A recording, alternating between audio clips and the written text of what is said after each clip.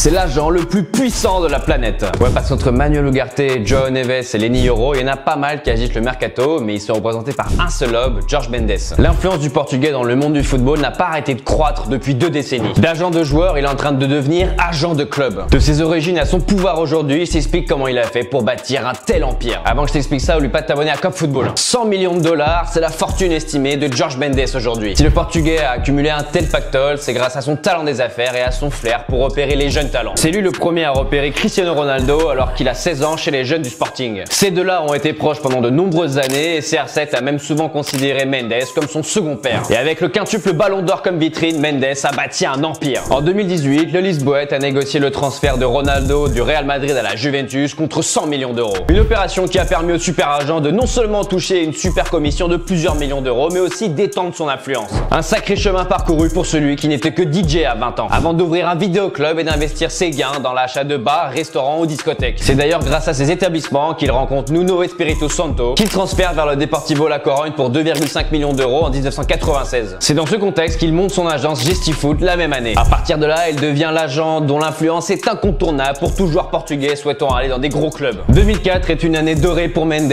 puisqu'il représente José Mourinho qui gagne la C1 avec Porto. Le pactole arrive avec les transferts de Deco à Barcelone et Carvalho à Chelsea pour un total de 32 millions d'euros de commission. La proximité que l'agent a avec le Special One facilitera encore plus la signature de nouveaux joueurs dans son agence. Quand Mourinho part au Real Madrid en 2010, Mendes place ses poulains Di Maria, Pep, Carvalho et Coentrao pour un total de 192 millions d'euros. Concrètement, c'est Mendes qui joue un rôle d'intermédiaire entre le joueur qu'il représente et un club qui souhaite le recruter. Mais son pouvoir va plus loin puisqu'il influe directement auprès des dirigeants pour proposer ses joueurs. Il y a qu'à voir celle qu'il exerce au Paris Saint-Germain depuis plusieurs années. En 2023 déjà, le mercato parisien avait été marqué du portugais avec les arrivées de Vitinha, Gonçalo Ramos, Bradley Barcola et Manuel Ugarte. Le natif de Lisbonne avait aussi joué les intermédiaires pour faire venir Kanguinli et Carlos Soler. Et cet été, la présence de l'ex-représentant de Ronaldo est toujours aussi forte. Paris dépend du portugais pour débloquer une partie de son mercato. C'est le cas pour Ugarte qui doit rejoindre Manchester United ou de Renato Sanchez qui doit rejoindre Benfica, ce qui débloquerait le transfert de João Neves vers le PSG. Mais au-delà d'être une super garantie pour les joueurs qu'il représente, Mendes a fait évoluer son approche du métier. Il est devenu une bouée de sauvetage pour des clubs qui sont dans le rouge financièrement. C'est le cas du Sporting où le président en a fait une sorte de bras droit qui compte sur lui pour vendre les meilleurs éléments à des prix très élevés. On a l'exemple avec le transfert d'Ugarte qui était programmé vers l'Angleterre depuis des mois avant que Paris ne s'intéresse à l'Uruguayen. Et il faut dire que le club de la capitale, Mendes est un interlocuteur privilégié de Campos. Les deux hommes sont assez proches et leurs carrières sont entremêlées depuis 20 ans. À Monaco, c'est Campos qui avait validé l'arrivée de plusieurs joueurs de Mendes essentiels dans la conquête du titre comme Fabinho et Bernardo Silva. Et à Lille, l'agent portugais a réalisé de grosses ventes avec l'accord de Campos comme Rafael Leao et Nicolas Pepe. Bref, l'homme d'affaires italien fait la pluie et le beau temps dans pas mal de clubs européens. Et ce n'est sûrement pas Manchester City qui se plaindra du travail du portugais avec 4 joueurs de l'écurie Mendes dans son 11. Ederson, Ruben Dias, João Cancelo et Bernardo Silva. Ni Mourinho qui le manage et à qui il a ouvert les portes de l'Angleterre après le titre du Special One en 2004 avec Porto. En tout cas, c'est un business juteux. En 2023, selon un rapport de la FIFA, les commissions versées aux agents lors des transferts étaient de 881 millions de dollars. Entre transactions monstrueuses et commissions salées, les agents sont au cœur de ce nouveau foot business. Ils prennent de plus en plus de place et sont les maîtres du jeu lors des mercatos. Et toi, qu'est-ce que tu penses de l'influence de Jorge Mendes? Est-ce qu'on a affaire à un agent trop puissant dans le monde du football? Dis-le moi dans les commentaires.